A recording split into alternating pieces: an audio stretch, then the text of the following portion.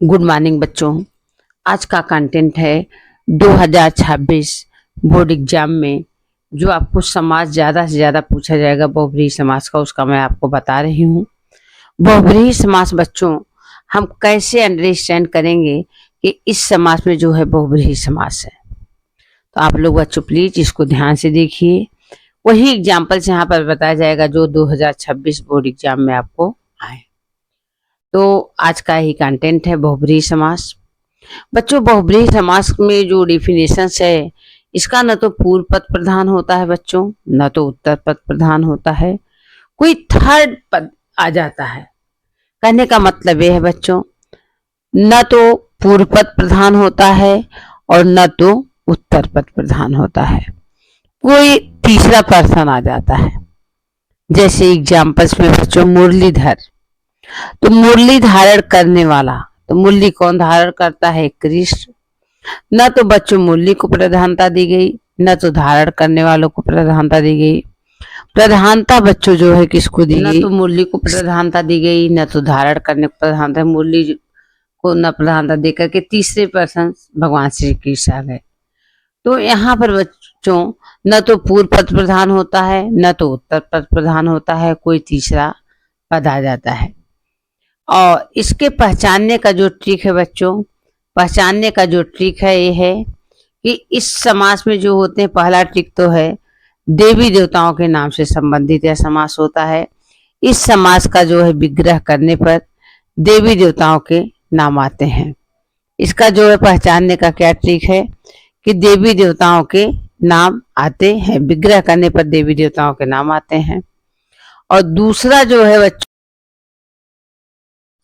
जब भी हम विग्रह करते हैं जिसका और जिसके का सिंबल आता है, जिससे हम अंडरस्टैंड करते हैं बच्चों कि हमारा जो है बहुब्रीहि समास है।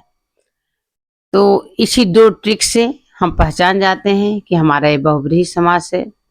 पहला ट्रिक है देवी देवताओं के नाम से संबंधित है। दूसरा ट्रिक है कि जिसका और जिसके का सिंबल आता है। जैसे मान लीजिए चार विग्रह करने पर जिसका और जिसके का सिंबल आ गया, जिसके चार पांव हैं यानी चारपाई, तो यहाँ पर हमारा बच्चों बहुब्रीहि समास हो गया।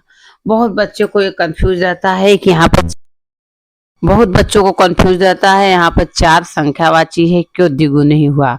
द्विगु इसलिए नहीं हुआ क्योंकि जब हम विग्रह कर रहे हैं बच्चों, तो यहाँ पर जिसका और जिसके का सिंबल आता है। द्विगु समास में विग्रह करने पर जिसका और जिसके का सिंबल नहीं आता है।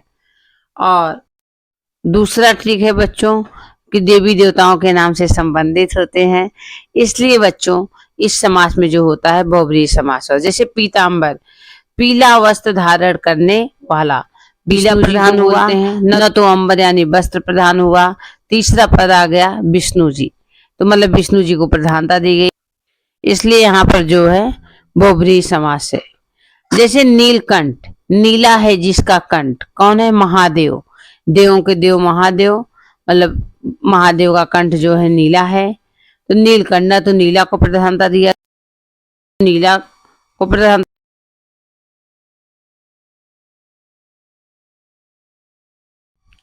न तो नीला को प्रधानता दिया गया, न तो कंठ को, महादेव को प्रधानता दिया गया। यहाँ पर भी बच्चों तीसरा पद आ गया, तो इसलिए यहाँ पर बहुब्रीहि समास है। उसी प्रकार से नीलकंठ हो गया, पीतांबर हो गया, मुरलीधर, चक्रधर, चक्र को धारण करने वाला विष्णु।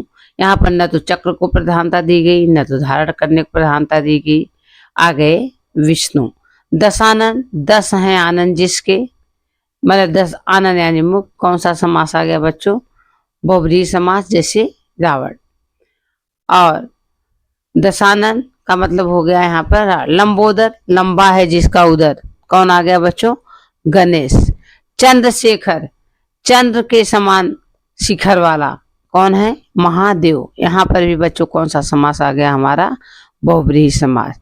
तो बहुब्रीहि समास का बच्चों ट्रिक है कि देवी देवताओं के नाम होते हैं। दूसरा ट्रिक है इसका जब हम विग्रह करते हैं जिसका और जिसके का सिंबल लगा होता है।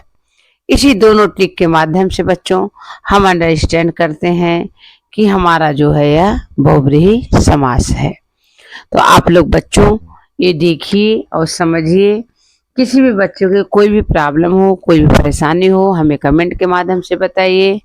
एंड हमारे चैनल को भी बच्चों लाइक, सब्सक्राइब, शेयर कीजिए, कमेंट कीजिए।